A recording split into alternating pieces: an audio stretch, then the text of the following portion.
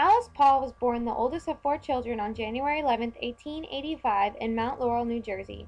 Paul was introduced to women's suffrage early in her life by her mother Tracy, being a prominent leader in the National American Women's Suffrage Association. Paul was often taken to many of the meetings that were held.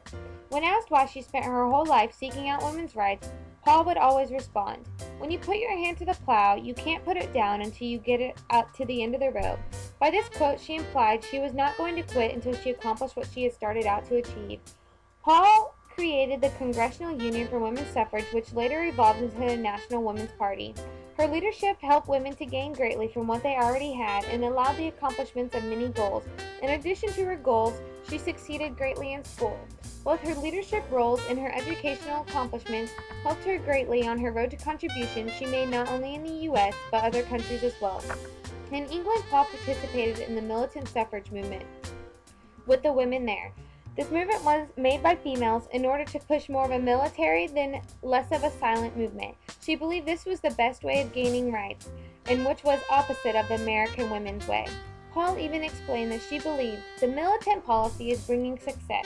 The agitation has brought England out of her lethargy, and the women of England are now talking of a time when they will vote, instead of a time when their children will vote, which was a custom a year or two back. Her help in the militant suffrage greatly helped the women of England claim their rights and allowed them the right to vote much earlier than if they would have gone the usual way of gaining suffrage. She believed militant suffrage was the best way to go, and she was bringing it back with her to America.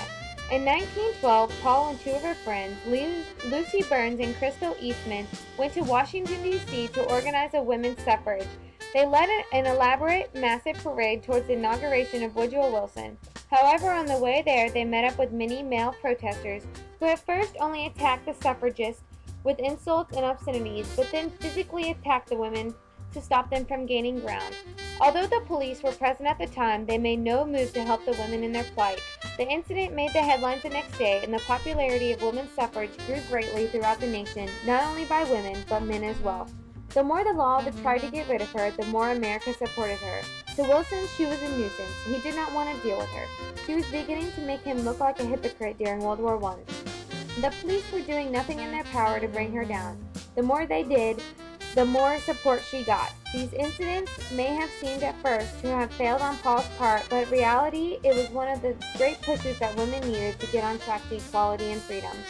Alice Paul established the 19th Amendment, which would allow women to vote. The first thing she created to help on her way was the Silent Sentinels. The Sentinels would picket outside the White House with banners and signs with obscene and indecent sayings on them in hopes to actually gain attention from the president. However, this ended up only getting the women into prison.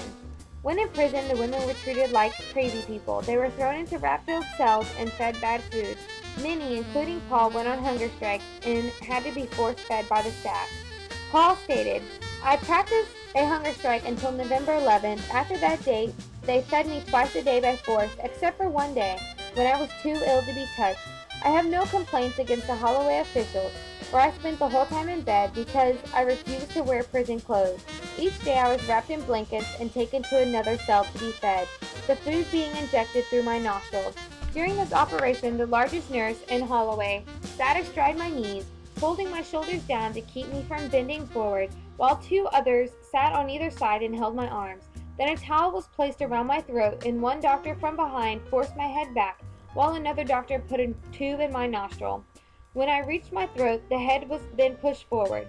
Twice the tube came through my mouth, and I got it in my teeth. My mouth was then pried open using an instrument. Sometimes they tied me to the chairs with sheets. When news of the prison condition and hunger strikes became known, the press, some politicians, and the public began demanding the women's release.